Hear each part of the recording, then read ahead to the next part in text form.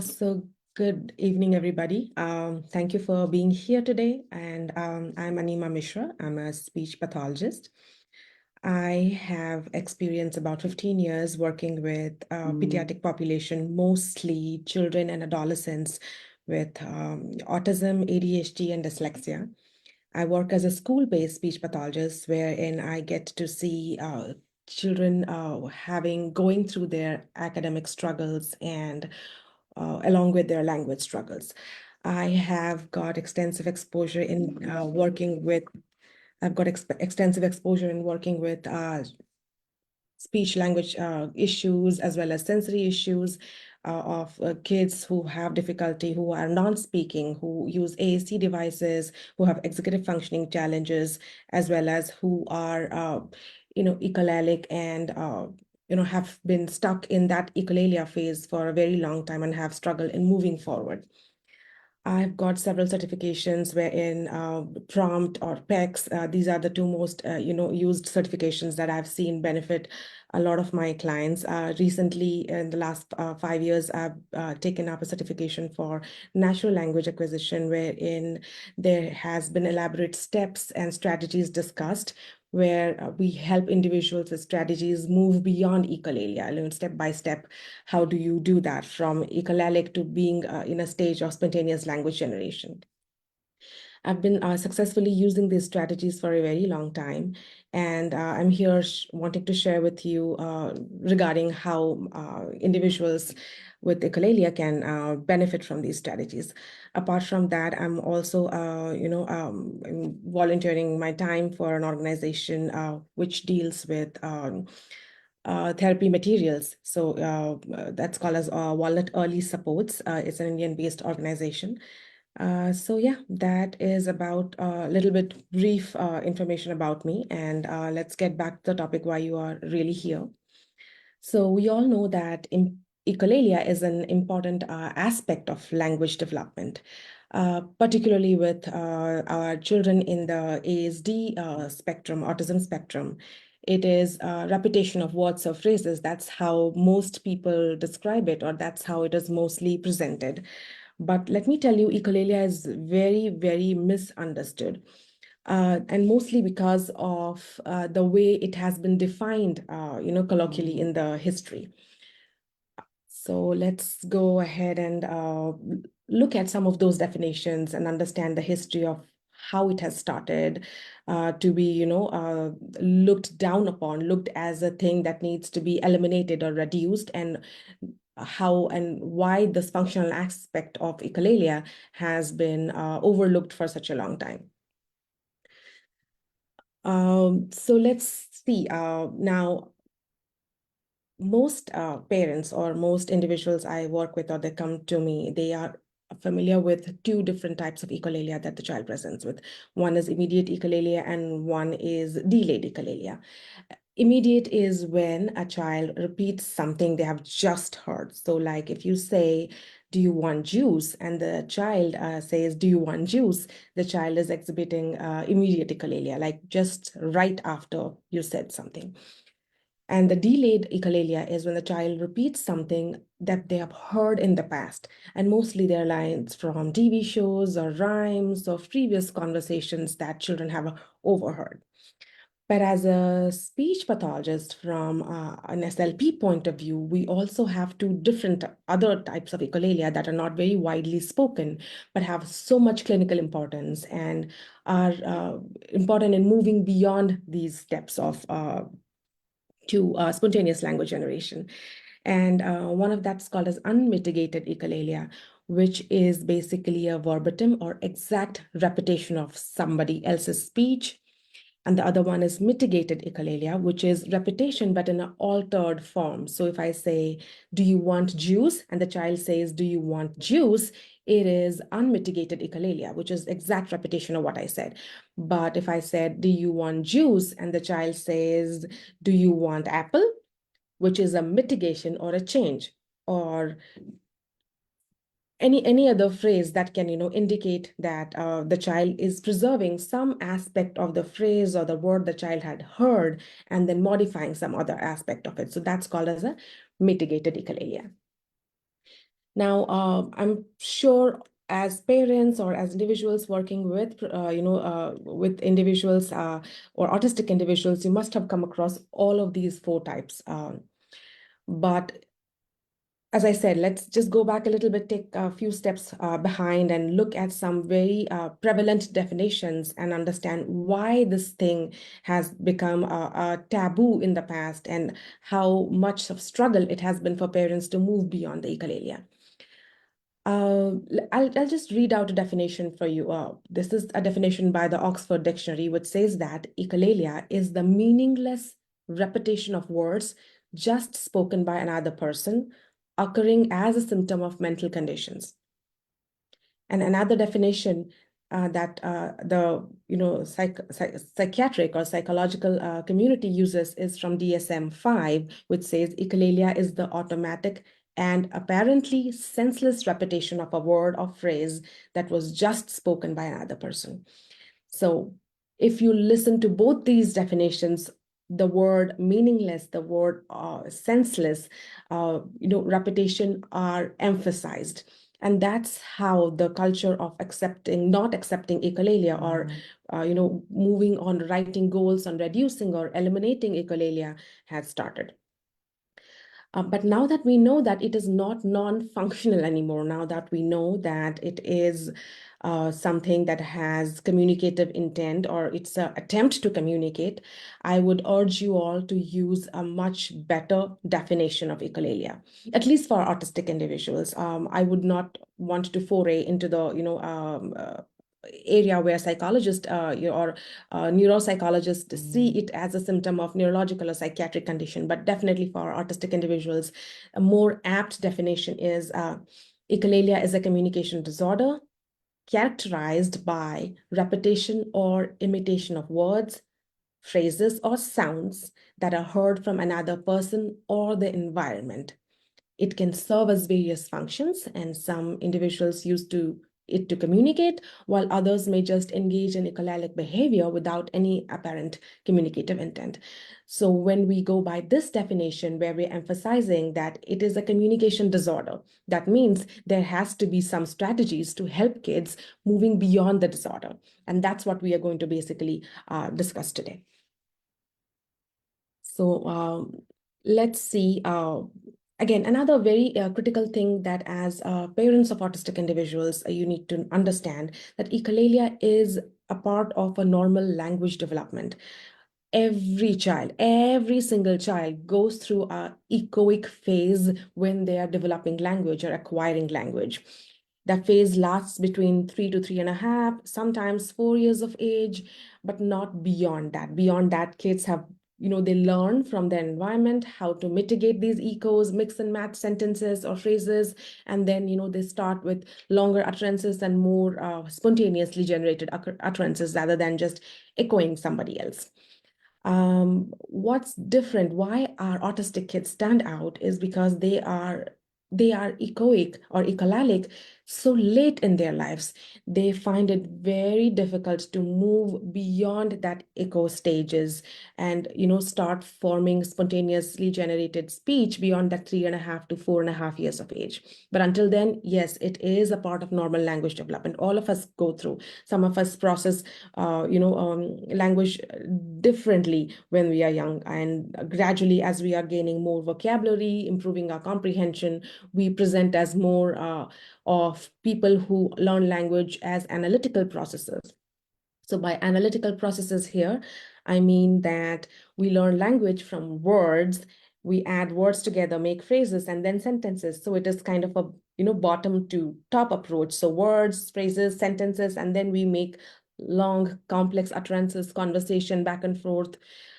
So that's how analytical language is. But when it comes to our autistic individuals who start with echolalia, they are at the top. They start with sentences, they start with bigger chunks, and then they come down, series, step by step to bottom and to single word units. So that's a different style altogether of language processing. It is called as Gestalt language processing. A Gestalt is a whole, a Gestalt is a chunk, and they kind of process from top down model. And I'll be talking a little bit more about that in a bit. But just to reframe our, thoughts about echolalia, let me tell you why it is not bad. Having echolalia is not bad. There have been numerous studies that have said that echolalia, the kids who have gradually developed spoken language, spontaneously generated spoken language, had at one point of time presented with a lot of echolalia. And the kids who did not proceed towards a lot of spontaneous generated language exhibited less of echolalia when they're younger. So yes, echolalia is a stepping stone to language development. You can consider it as language practice. You can consider it as a language practice, a child repeating phrases that they have heard. They repeat it not only word for word, but they also repeat it with the rhythm, with the intonation, with all the big concrete grammatical structure that, sometimes amazes us, that how can this child remember that entire phrase or that entire poem from or a stanza from a rhyme, but unable to say mom, milk, water, or bathroom, stuff like that. So consider it as a language practice that your child is going through. Consider it as a communication attempt your child is making with you. It is a way of conveying their needs and emotions because they still don't have single word units to express themselves. As mostly a verbal group of community, as a human society has been for years, we have words to express, but when they don't have words, they use those intonation and rhythms and use their memory, and relate those things that they have heard together and try to repeat it just to convey you some, additional information that they are not able to. So again, as I said, there's a connection to memory there. Delayed echolalia, often reflects meaningful experiences. And these experiences are very emotional and very individual. If I will only remember a sentence when it has meaning to me, I mean, other than, big and famous movies where I'm drawing dialogues and sharing with people or commenting, but experiences or that are individual or personal are stay in our memory. So yes, language practice, communication attempts, connection to memory. There's so many things these kids try to show us when they're being echolalic. I mean, I can go on that. But again, it takes time. It takes a lot of time and to shape these echolalia into having more functional, meaning and functional communication. It is nothing new that speech pathologists have been working on recently. This thing of moving beyond echolalia or working on spontaneously generated language has been going on for years. Sometimes some strategies have been successful, other times they haven't been that successful.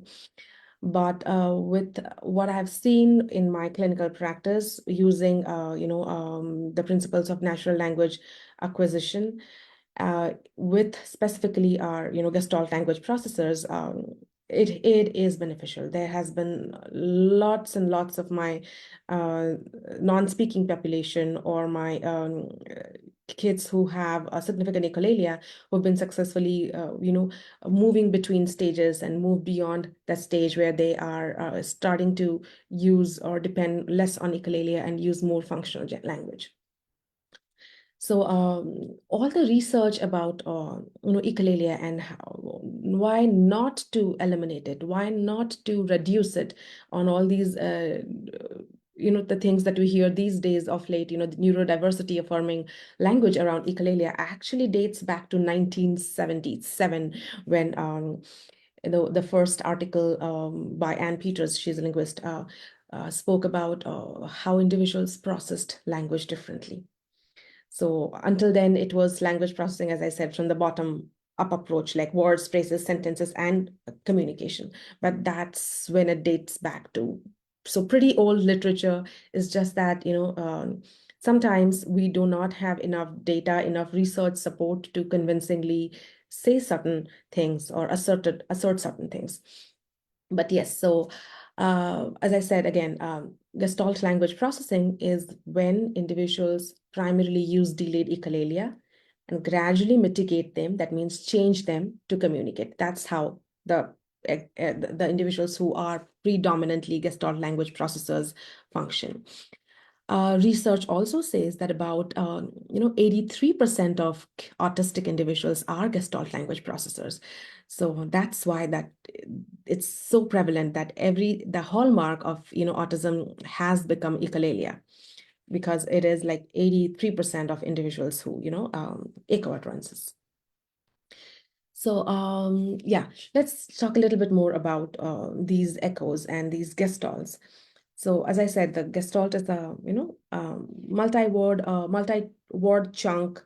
It is something that has internal prosody, has the individual has a very heavy emotional connect to a gestalt. Um, it is very, very specific to that individual. So if you do not know the context from where the gestalt has come from, you will not be able to understand what its meaning is.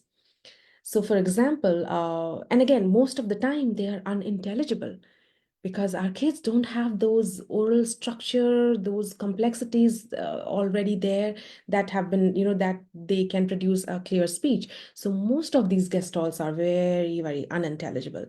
And as I said, they're very context dependent. So let's look at an example. Kid going traveling with his family, and then let's say they see McDonald's on the way on the road, and the older sibling or someone says, "I want to eat McDonald's." And what the child heard, because they still haven't been able to decipher word by word, they heard, "No, no, no, no, no, no, no." The intonation pattern, they saw the McDonald, and they knew the hunger, the food, the smell, all of that. So, let's say, "I want a banana," became the gestalt of hunger, became a gestalt of when I see McDonald's. And every time the child sees a restaurant, or even if it's a McDonald's or not, the child says, "I want a banana."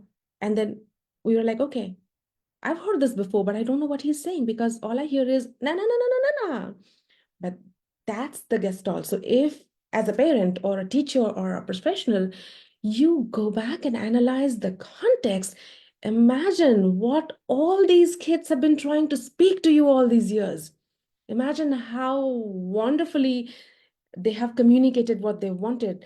They've communicated they were hungry. They've communicated they saw a restaurant. They've communicated they want food. They've communicated they saw McDonald's. But yes, it is our failure as caregivers, as professionals, to have not been able to interpret these sentences, and mostly because they are so unintelligible.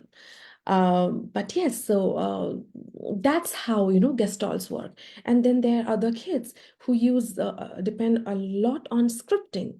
Now, scripting and gestalts are slightly different. Gestalts, as I said, have individual experiences, personal, emotional, involvement. But scripting is when you teach a functional phrase to a child and you expect them to use it. And there are so many kids who thrive so well on scripting, and it's encouraged. So don't listen to anybody who says scripting is not encouraged. Don't script. Yes, we all script. We all script. I scripted for this talk multiple times. We script. "Hello, how are you? I'm fine, thank you." These are all scripts. We script before all big interviews. We script before we, are likely to meet up, a new person, a stranger, or we script before we are, potentially meeting an employer or a match or stuff like that. So we script all the time, and it is okay to script. So if you are a teacher working with autistic individuals, or a parent who has a who have to support your child at home, so if your child is able to remember those long scripts, go for it, give them those scripts. So there's nothing to shy about, acknowledging that my child is scripting. But yes, as I said, scripts are learned. We give them the functional use of it and expect that they will be using it, but gestalts are more individual and more emotion driven. So based on these understandings of echolalia, how it has evolved, or gestalt, how it has evolved over the years, the pioneer in this field, I would say Barry Present or Marge Blank, these people have been focusing on, arriving at strategies to mitigate these gestalts. But of late, I would say back in 2012, when Marge Blank published her research and shared very distinct step-by-step guidelines to mitigating these gestalts, called as natural language acquisition.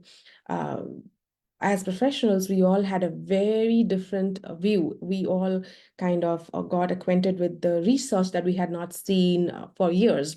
So yes, let's talk a little bit about that. So based on the NLA framework, there's 6 stages. The first stage is eco or gestalts. Second is mitigated gestalts. Third stage is when the child actually starts single word utterances, which is the first stage for us analytical processes. So that's the third stage for our gestalt processes. The third stage is single words. The fourth stage is combination of single words, that is its phrases, and that's when you start to see a little bit of grammar. And the fifth and sixth stage are emerging and complex grammatical stages. So that's how the stages are. And again, it's not very easy, as I said, to just classify the stages as is. You really need a huge language sample. You need to observe the child across multiple settings, across multiple sessions, just to know what they're saying. You need to do your research on what that na na na na na na na means. Uh, you know, you need to sit down with the family, with the teachers, with the caregivers, with the cousins, whoever the child spends time with, and write down every single utterance the child makes. And you need to find out where the context came from to be able to interpret those, and then to be able to make it more functional and meaningful moving forward. So let's talk about a little few strategies. So the first and foremost thing is anytime your child produces an echolalia, acknowledge the attempts. I'm pretty sure you've heard it multiple times. Acknowledge the attempt. Your child says, do you want juice? You say, do you want juice? That reinforces that their words have meanings. That's the first step that reinforces, yes, words have meaning. If I said, I want juice, my mom said, do you want juice? Here's your juice. The second step that you need to work on is join their echolalia. So your child is using a echolalic phrase, you join them, you engage them in echolalia, you repeat them, or if they heard something and you heard the same thing and you repeat the phrase to say that, well, it's okay to repeat it. That also has communicative intent, that has joint, sharing right now happening. Model simple and functional language. So if instead of saying, do you want to go outside and play? You say, go outside, play outside. Very simple and very functional language. And do not forget, it has to be with a mixture of excitement, because these kids carry or preserve those emotional experiences and the international patterns. So however, you'd be like, you want to go outside and play? So like, go outside play. So keep those intact, keep those emotions and intonations intact. The next one is very critical. Again, visual supports. A lot of our families, a lot of our parents always doubt the support of ACs, that is alternative augmentative communication, a speech device, or a visual symbols or pictures to communicate, which is absolutely incorrect. AC devices, visual supports have been known to enhance speech. So anytime your child has an echo, do you want some juice? And you give them the juice. If you pair it with a picture card of a visual of a juice, that helps them associate more concrete meaning to it. Work on functional phrases, as we said. Functional phrases like if your child is able to say, do you want juice? Convert it into want juice. And then you can say want apple, want daddy, want mommy, want TV, want Bluey, want Peppa the Pig, or stuff like that. So functional, more functional, or help me, help shoes. You want to tie the shoelace? Help bathroom. All done. These are all very functional phrases that our children need to learn. And it is okay for them to script. Remember, scripting is absolutely okay. Again, empower them with scripts for different occasions, for greeting, for requesting, working across different individuals, just very, very, very basic scripts. Next, I would say is provide them with choices. So do you want juice or water? And then give them the picture cards. Two different choices. So when the child says, do you want juice? And picks up juice, that becomes more meaningful than just a mere repetition where you are going backward and do you want juice or water? Do you want water or juice? You keep on going back and forth. So if you give them with a picture card, they're making a choice right there. The echolalia becomes meaningful instantly and functional instantly. The next thing I would like to emphasize is break down the gestalt. So instead of saying, after we go back home, we will go to the store, we'll say, go home, go to store. And use these new gestalt in different social situation. Go grandma home, go school. Different context. Same gestalt, different context. Just keep changing the key or functional words. And again, once your child or you have a child who is at a single word level, that is stage 3 of gestalt language processing, use a lot of core words. Core vocabulary words are high frequency words that are useful in variety of situations like open, more, stop, go, come, sit. So those are very, very, very, very helpful. And if you have a child who is mostly at processing at a gestalt level, also equally using single words, you need to be able to imitate and extend. So let's say time for bed. So for time for bed, you can have the next sentence is, let's get your blanket. Let's brush our teeth. Or let's put let's switch off the lights. So give them phrases to go with it. Imitate them. Extend their phrases. Use familiar routines. Using these gestalts across different contexts is important, but more important is using them in familiar routines. That gives them that personalized experiences. Work on joint attention activities, like while reading a book. Point to a picture. Ooh, brown dog, fluffy dog. So that gives them, again, that visual support is there. You are both joint referencing. So there's no chance of miscommunication happening there. Talk naturally. Again, that's very important. I've seen a lot of therapists, a lot of special educators, a lot of parents just break down and lose that natural intonation pattern. They sound very monotonous. Just stop doing that. Talk naturally, because the intonation is what matters. Give plenty of silent time. Silence. Expectant pause. Silence. Give them the time to process what you just said. Give them the time to, grab that particular gestalt from their memory, which one to use where. Use first person sentences. Avoid using you. You promotes pronoun reversals, which again, it's very difficult to deal with later when language develops. So instead of saying, you look so cute, you can say, I love that cute dress. I love cute hat. Or so use more of I sentences. And if you're using more of I sentences, that automatically leads to the next thing, that, reduce question. Instead of asking, do you want juice? I want juice. I want apple, and you can give the choices instead of saying, do you want juice, do you want apple? That's another very common things that, common question that lot of parents ask, a lot of teachers ask. I know in a school or in a, at a setup where your child is attending, it gets very difficult to, kind of use these strategies, but this is something that you can basically do at home. And moreover, reinforce all and any attempts to communicate. Every positive reinforcement will count.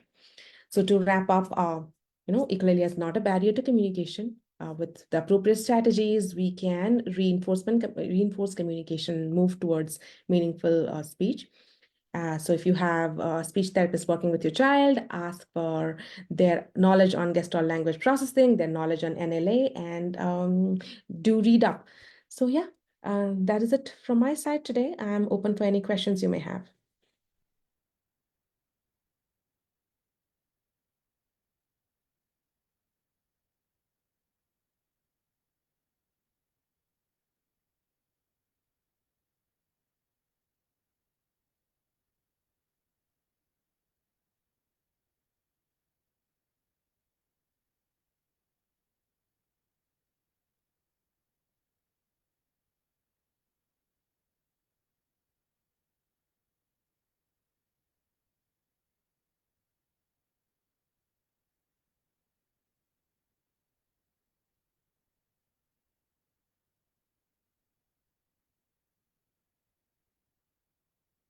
I think we have one question.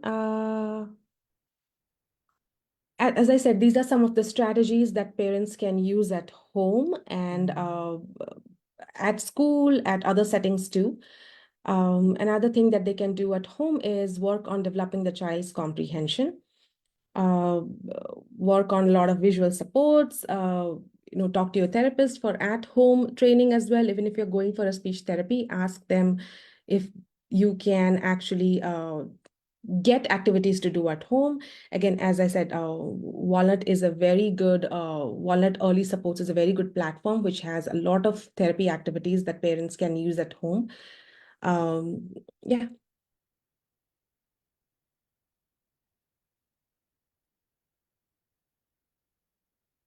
Uh, I was glad that I could be here, present, and share this information with you all.